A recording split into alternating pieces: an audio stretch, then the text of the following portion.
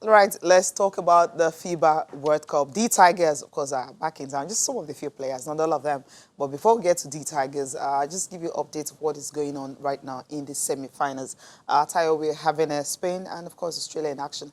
And later we're having Argentina and France in action. That's at 1 p.m. Currently, we have the leader who is leading 21-22. Yeah, well, what's it looking like right now? Yeah, scores have changed. 23-22, yes. Yep. Okay, it's changing. Spain, Australia, this is going to be an end-to-end game just in the second quarter.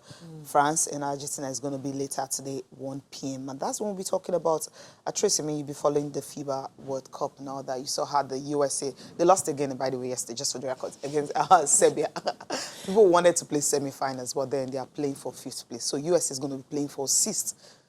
Okay, how horrible. But then let's leave the USA now. But today we're having a... It's not so horrible. You're going to miss your fine boys, right? Yeah. The finest boys were not in the US. I mean, Kemba is okay, but I mean, there were other cuter boys. I mean, you have Andre Bogu of Australia. I mean, he's all manly and all that, but seriously speaking... come back to us. Okay. Seriously speaking, though, talking about Bogu, he has been giving us a star performance throughout the tournament. There's a reason why they call him the big man for the Boomers, and he has been showing up when it comes to performances. It was a very, it's crystal clear why when you see how they attacked the game when they qualified from the quarterfinals into the semifinals, you can see why, because a lot of them got to start playing from home. And even though they were exports, they always find time to get back to play.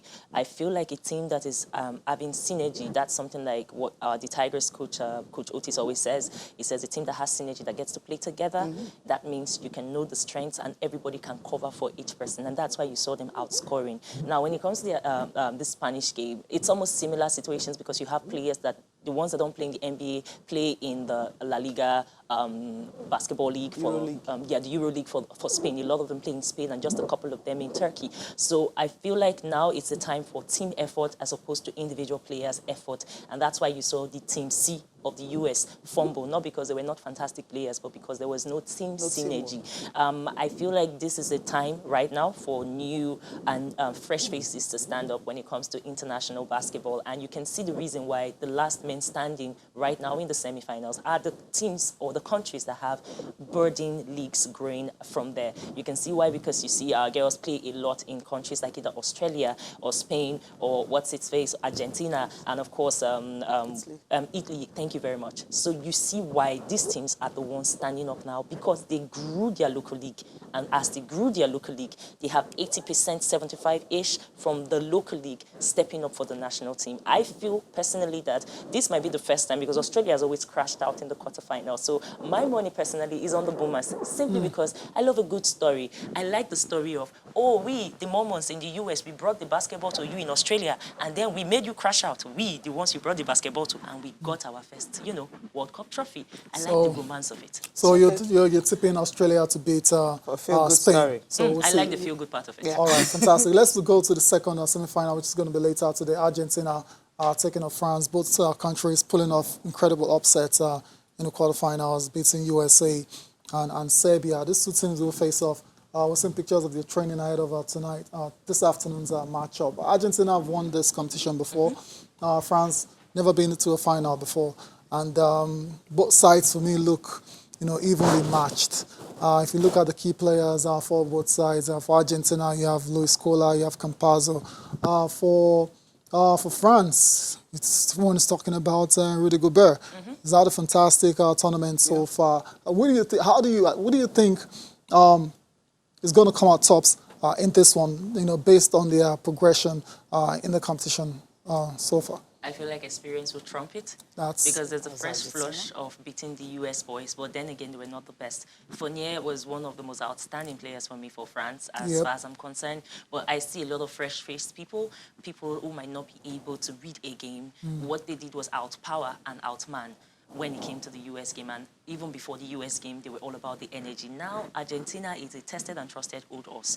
Even without people like Manu Ginobili there, they were able to still pull up a lot of star performances. Nigeria tried to give them 2-2, But the simple difference between both teams was game management. When you have an old war horse, he knows the tricks. Argentina knows the tricks.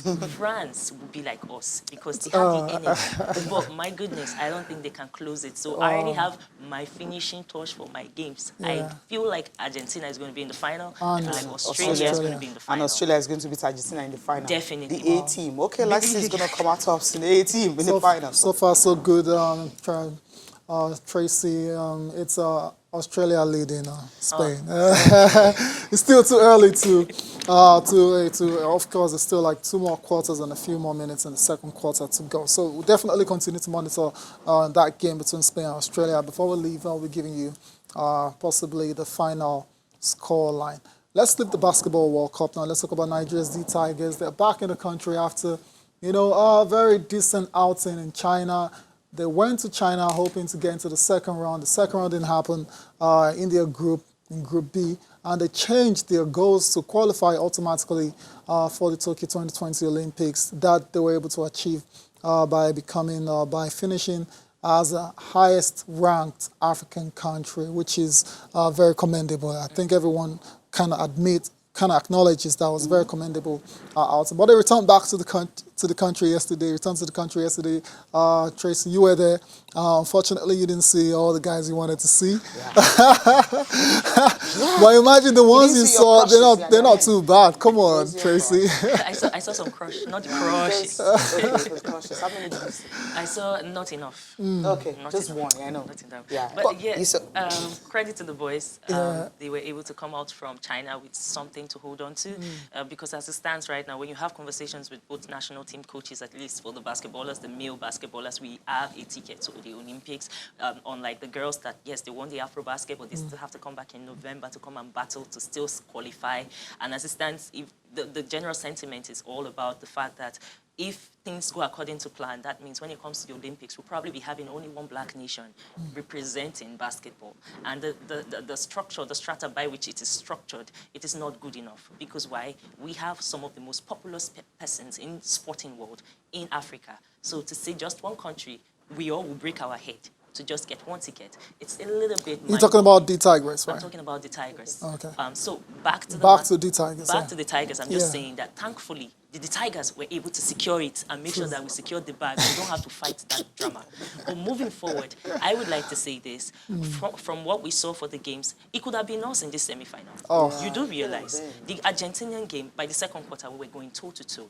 It was just a little bit of tweaks that didn't help us out. And the lack of experience, because every person in this squad, this was their first World Cup. Right. So I feel like moving forward, when you talk to the coaches and you talk to the technical team and the players, they will tell you themselves that this was a lesson for us. But we know that our goal is at least getting a bronze or something when it comes to Olympics. And you can understand why they feel like they can get it, because when you see teams like this outperforming and shooting above where you would expect them to, I feel like every team right now is on the alert. They know that if I get my teamwork together, there's nobody across the paint that I won't get. Considering the fact that, yes, we can be able to maybe even get the service of Ike Wamu now into the team. There were a couple of people like Zana that wasn't able to even play, and they were not able to express their shooting prowess. And we all know the power of your shot takers. That is what excels you. Unlike the girl team that was very strong on the D, the guys were not as strong on the D.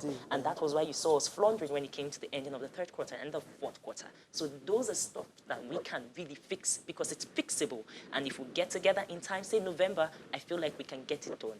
Honestly, I have already put all my money that we should be able to get to semifinals for basketball.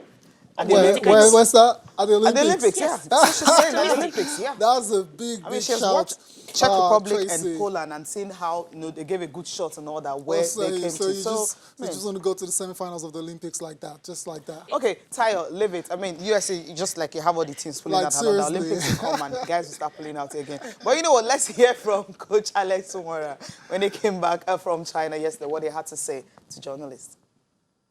Come through the opportunity that was given to me by the Federation, being in Nigeria to coach Nigerian team was tremendous, and I can't take it for granted.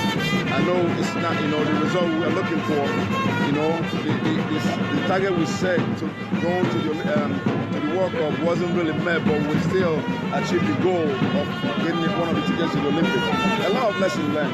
It's my first time being there, first time for this player being there, so this is great for us. We learned a lot.